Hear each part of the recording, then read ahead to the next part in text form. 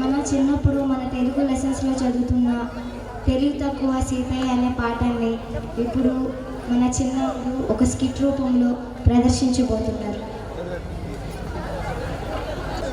అనే తన భార్యతో తన బిడ్డలు ఒక గ్రామంలో నివసించేవాడు. అతను చాలా తెలివైన వాడు కాదు, మంచివాడు అయినప్పటికీ మందబుద్ధి గలవాడు. అతను చేసే చిలిపి చేష్టలే ఈరోజు మనం స్కిట్లో చూడబోతున్నాం.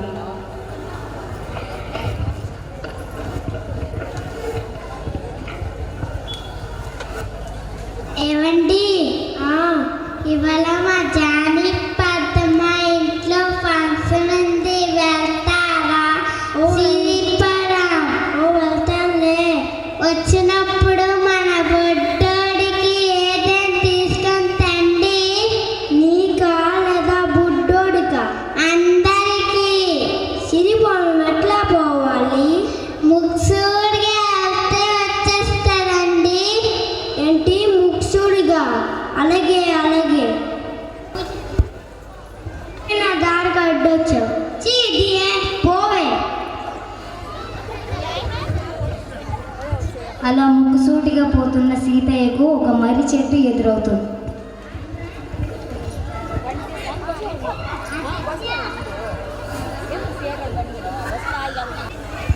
మర్రి చెట్టు అడ్డొచ్చింది. దీని వెనక సిరిపోకుండా ఉంటుంది.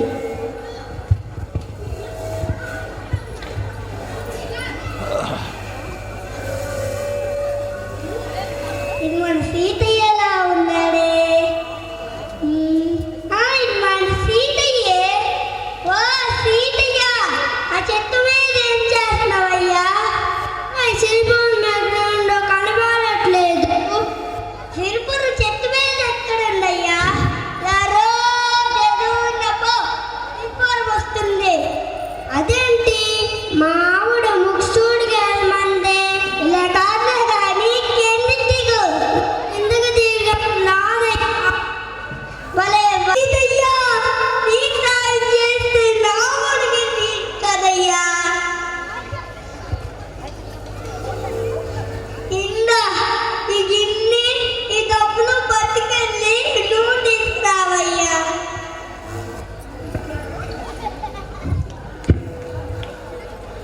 ఇదిగో ఈ డబ్బులు, ఇదిగో ఈ గిన్నె. ఈ గిన్నె నిండా నూనె. సరే, ఇంకా కసరెక్కు పోయి. ఇంకా స్థలం లేదు. ఇదిగో ఉంది కదా. ఈ లొట్లో పోయి ఏడో మందు ముద్రగన్నాడు. నూనె తీసుకొచ్చావా? ఇంతే, మిగతా నూనె కిందుంది.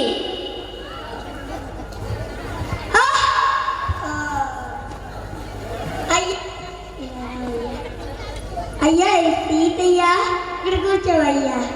అయ్యా సీతయ్య, మీకు కొంచెమైనా సమస్ఫూర్తి ఉండాలయ్యా. సమస్ఫూర్త అంటే ఏంటి? అంటే అంటే తర్వాత చెప్తాలే కానీ నువ్వు వెళ్ళవయ్యా.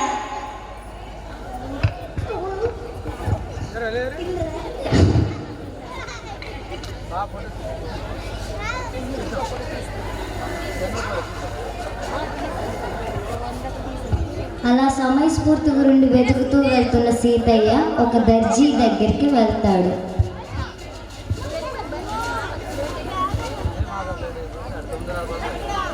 ఏమండి, సమస్ఫూర్తి అంటే ఏంటండి? సమస్ఫూర్త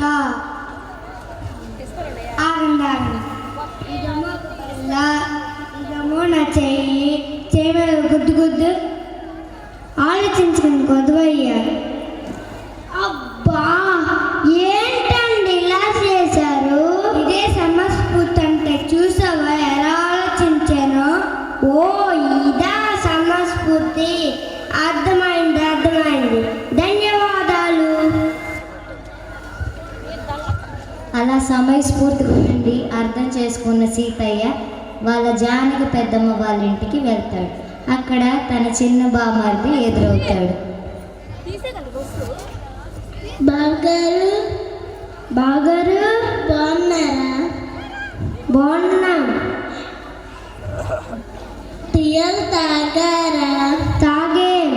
ఫుల్లు చేశారా? చేశాం. అలాగే నమస్కారం. తర్వాత తన పెద్ద బామ్మర్ది అయిన రాజన్నని కలుస్తాడు.